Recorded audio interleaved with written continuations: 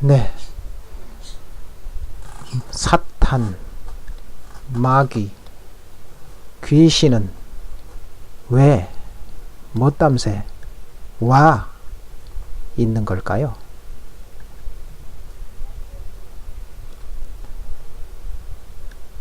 창세기 1장 1절에 태초에 하나님이 천지를 창조하시니라. 계시록 22장 13절에 나는 알파와 오메가요, 처음과 마지막이요, 시작과 마침이라. 이건 다른 말이 아니고 하나님이 창조주이시면서 시작과 마지막, 처음과 마지막이다. 다시 말해서 모든 역사의 주관자, 주권자, 오직 하나님만이 이 모든 것을 주관하신다. 그런 말씀. 처음도 시작하셨고 끝도 하나님께서 마무리하신다. 이 주권자라는 의미가 되겠지요. 그런데 에베소서 2장 2절에 보니까 이렇게 기록되어 있죠. 그때에 너희는 그 가운데서 행하여 이 세상 풍조를 따르고 공중의 권세 잡은 자를 따랐으니 곧 지금의 불순종의 아들들 가운데서 역사하는 영이라. 공중 권세 잡은 자가 나타났습니다. 그 다음 누가복음 4장 6절에 이르되 이 모든 권위와 그 영광을 내가 네게 주리라. 이것은 내게 넘겨준 것이므로 내가 원하는 자에게 주노라. 누가 누구에게 지금 하는 말이에요? 네, 마귀 녀석이 감히 예수님한테 지금 하는 말이죠.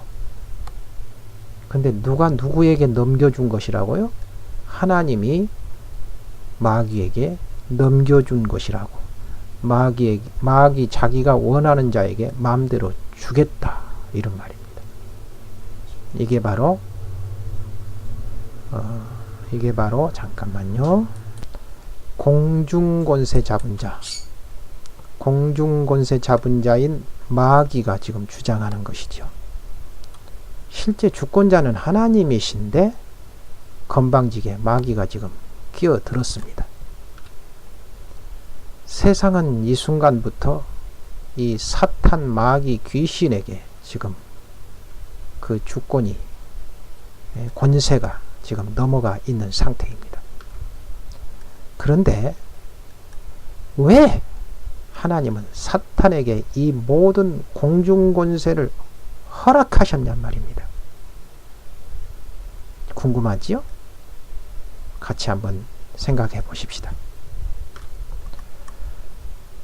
아마도 우리를 천국의 백성으로 만들어 가기 위한 것입니다. 그렇죠? 말이 안 된다고요?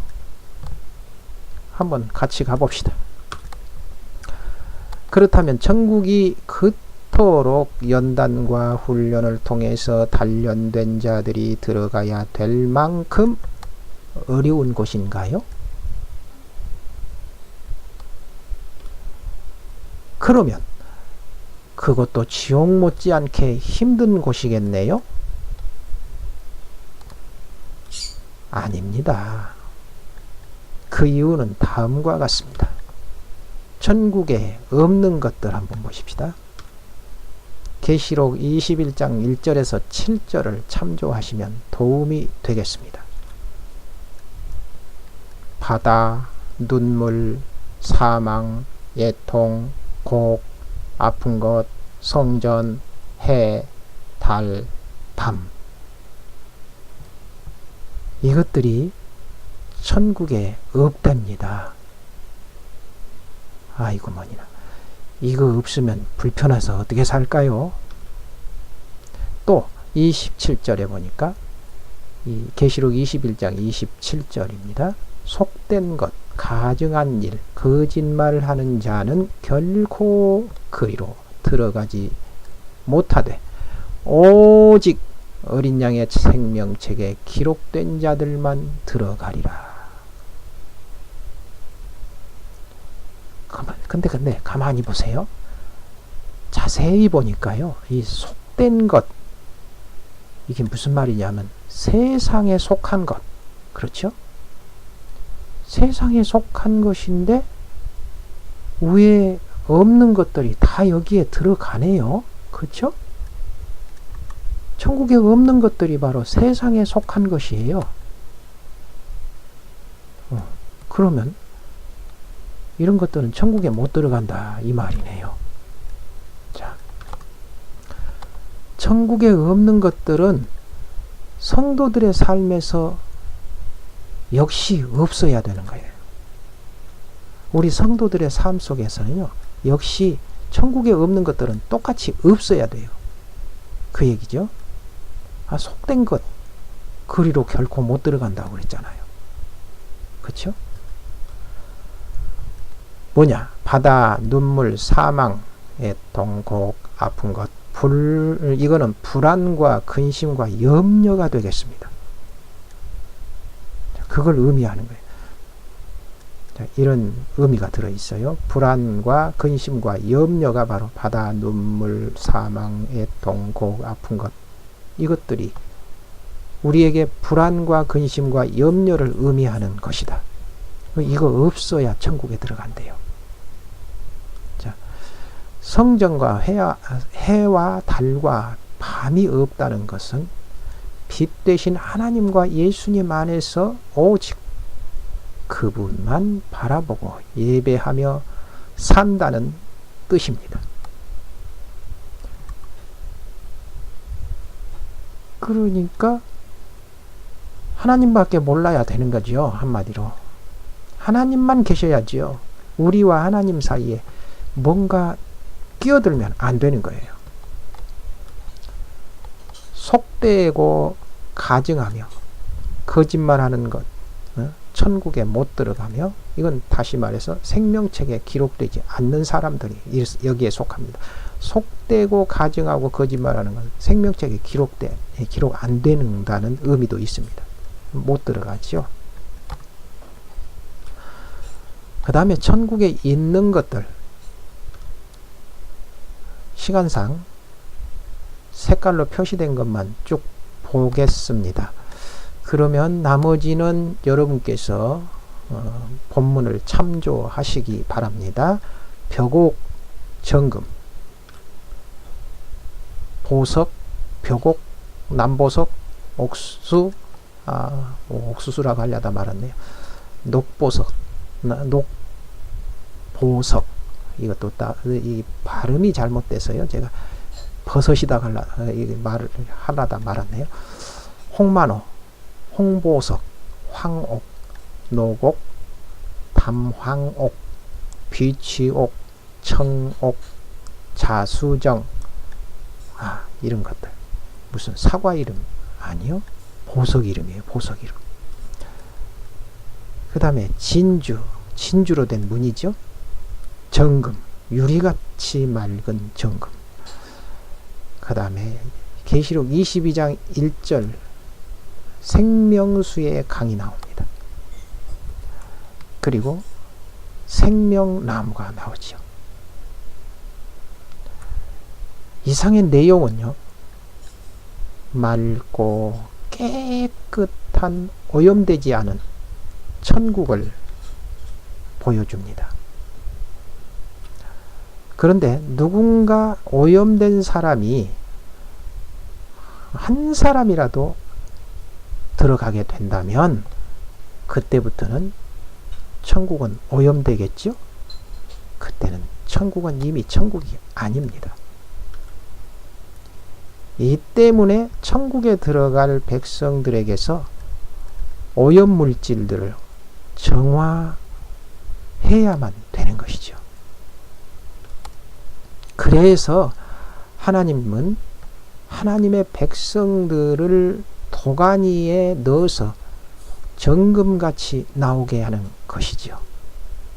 이 도가니, 다른 말로 사탄, 마귀, 귀신, 다른 말로 우리의 시험과 환난, 풍파, 이런 것들이겠죠. 이런 것을 통해서 우리는 정화되어집니다. 정화, 다시 말해서 성화되어진다, 이렇게 표현하면 될 것 같습니다. 그런데 이 똑같은 도가니라도 어떤 것은 타서 소멸되고 어떤 것은 정금으로 나오지요. 자, 우리 성도들이 바로 이 정금으로 나오는 존재들입니다. 또 지옥으로 갈 백성들은 거기서 타는 거죠. 이런 의미도 들어 있습니다. 기록된 진주와 정금과 보석의 상징적인 의미 역시 성도의 삶을 뜻합니다. 정금길은 성도들의 행하는 길이고 진주문은 성도들의 출입하는 문이며 보석은 성도들의 순결한 삶입니다. 다시 말해서요, 우리의 행하는 길, 정금과 같이 순결해야 하고 깨끗해야 하죠. 진주문과 같이 우리 출입하는 곳이 깨끗해야 합니다. 맑고 깨끗해야 합니다. 보석과 같이 우리들의 모습은, 삶의 모습은 순결해야 합니다. 천국 들어가면 그렇게 다 된다고요? 들어가기 전에 돼야 그렇게 들어가는, 천국에 들어가요. 이게 안 되면요, 아까 말씀 보셨잖아요. 이게 안 되면 속된 것, 가져간 것, 거짓말 못 들어간다고 분명히 그랬잖아요. 못 들어갈 뿐만 아니라 생명책에 기록 안 된다고 분명히 말씀드렸지요. 자, 그렇다면은 이게 천국에 들어가기 전에 돼야 된다는 사실입니다. 정금과 진주와 보석은 공통적으로 맑고 순결함을 상징합니다. 바로 천국은 이런 곳이기 때문에 천국에 들어갈 성도 역시 그러해야 된다는 뜻입니다. 천국에 합당한 성도들을 만들기 위해서 사탄이라는 이름의 도가니가 필요한 것이었죠. 그래서 사탄, 마귀, 귀신이 우리를 시험하게 되는 거죠. 그러니까 속된 것을 우리가 품고 있으면 이 사탄이라는 놈이, 마귀, 귀신이 반드시 틈을 타고 시험하게 되어 있습니다. 그러니까 반대로 시험당하지 않으시려면요, 이런 거 다 버려야 돼요. 속된 것, 가증한 것, 거짓말하는 것, 이거 다 버려야 시험당하지 않습니다. 하나님이 원하시는 정금 같고 진주 같고 보석 같은 그의 백성은 오직 하나님만 그 삶의 전부여야 된다는 뜻이죠. 창세기 12장 1절, 여호와께서 아브라함에게 이르시되 너는 너의 고향과 친척과 아버지 집을 떠나 내가 네게 보여줄 땅으로 가라. 아브라함이 그대로 했죠. 또 창세기 22장 2절, 여호와께서 이르시되 내 아들 사랑하는 독자 이삭을 데리고 모리아 땅으로 가서 내가 네게 일러준 한 산 거기서 그를 번제로 드리라. 이럴 때 아브라함은 그대로 했지요. 바로 이게 하나님과 아브라함 사이, 그 사이가 이물질이 끼어 있지 않는 순결함, 성화된 삶이었던 것을 우리는 알 수 있습니다. 출애굽기 16장 4절에 그들이 내 율법을 준행하나 아니하나 내가 시험하리라. 자, 이게 어디서 나온 말씀이냐면요, 그 광야에서 이스라엘 백성들 모아놓고 하나님께서 그 연단 훈련하실 때, 광야 생활 시킬 때, 그때 하나님이 하신 말씀입니다. 근데 이 광야의 이스라엘 백성들의 삶 자체가요, 자세히 보면요, 처음부터 끝까지 하나님의 말씀에 준행하고 순종하나 안 하나 시험한 거였습니다. 뭐 사실은요, 창세기 1장부터 다 마찬가지예요. 3장에 가서 아담과 하와 선악과 사건, 이것도 마찬가지예요. 성경 전체를 보면은 모든 문제는 하나님과 우리와의 관계에서 하나님의 말씀과 그 약속 지켜 행하나 안 행하나 하나님께서 그거 하셨습니다. 신명기 11장 22절 너희가 만일 내가 너희에게 명하는 이 모든 명령을 지켜 행하여 너희의 하나님 여호와를 사랑하고 그의 모든 도를 행하여 그에게 의지하면. 사무엘상 15장 22절 사무엘이 이르되 여호와께서 번제와 다른 제사를 그의 목소리를 청종하는 것을 좋아하심같이 좋아하시겠나이까. 순종이 제사보다 낫고 듣는 것이 순양의 기름보다 나으니 라고 말씀을 했습니다. 자, 순종이죠. 그 다음에 로마서 2장 13절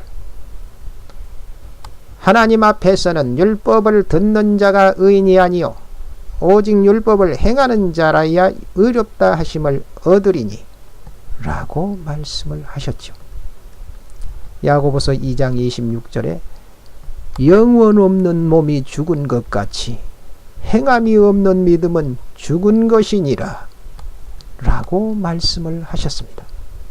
자, 이 공통점, 말씀의 공통점, 바로 하나님 앞에서 순종이죠. 순종은요, 순결해야 순종이 됩니다. 다시 말해서 온전히 하나님만 믿고 의지할 때에 순종이 됩니다. 하나님을 앞에서 우리가 순종 못한다. 그거 뭐예요? 믿지 못한다. 뭔가 끼어있다. 다시 말해서 불순물이 끼어있다. 그러면 순종 안 되는 겁니다. 바로 그래서 이 불순물을 다 제거하기 위해서 하나님께서 우리에게 붙이신 존재가 바로 사탄, 마귀, 귀신이다 라고 보시면 맞습니다. 성경에 기록된 하나님의 말씀을 보면 처음부터 끝까지 생명의 말씀을 지키고 행할 것을 우리에게 요구하시는 것이었지요. 이렇게 지키고 행하는 것의 순도가 바로 정금과 진주와 보석으로 비유되는 것이지요.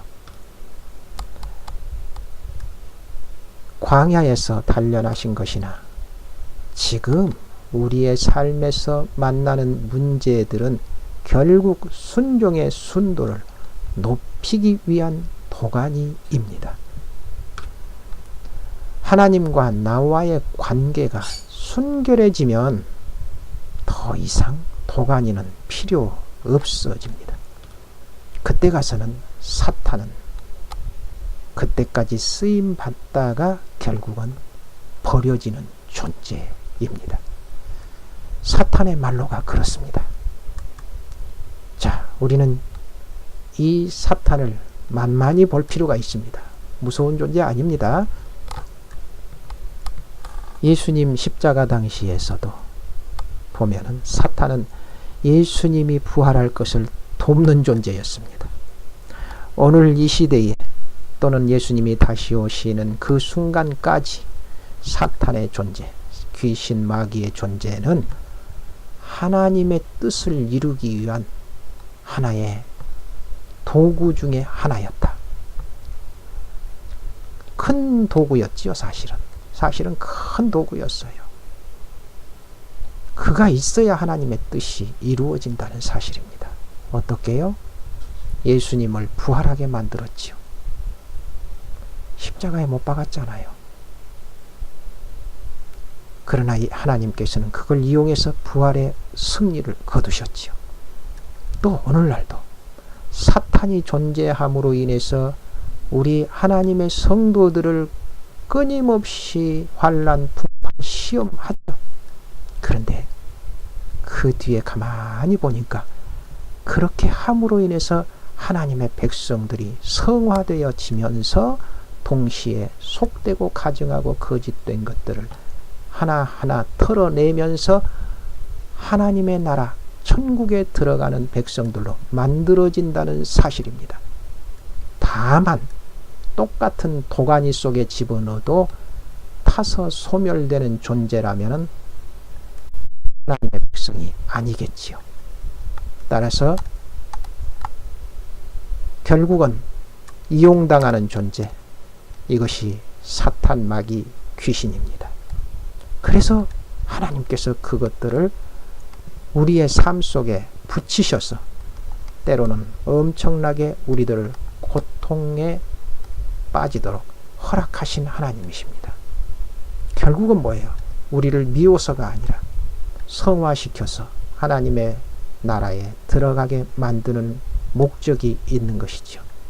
그러니까요, 똑같은 시험이 와도 하나님 나라에 들어갈 백성들은 그 시험을 이기고 성화되는 반면 하나님 나라에 들어가지 못할 백성들은 그 시험에서 넘어지게 되어 있다라는 것입니다.